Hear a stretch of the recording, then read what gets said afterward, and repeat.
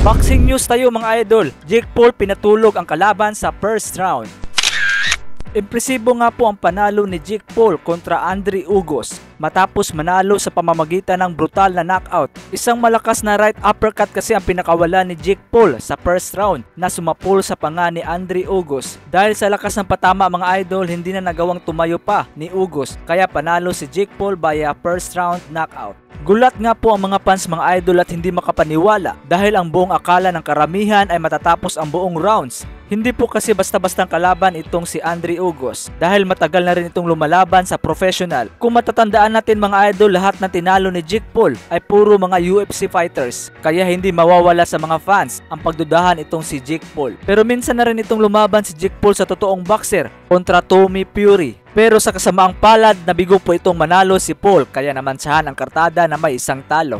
Ito po ang kauna-unahang panalo ni Jake Paul kontra sa totoong boxer. May kartada ngayon si Jake Paul na 8 wins, 1 loss, 5 KOs. Habang bumagsak naman itong si Andre Ugas sa 10 wins, 2 losses, 1 draw, 5 KOs. Lumalaban si Jake Paul mga idol sa cruiserweight at target niyang maging ganap na world champion at makalaban itong si Canelo Alvarez.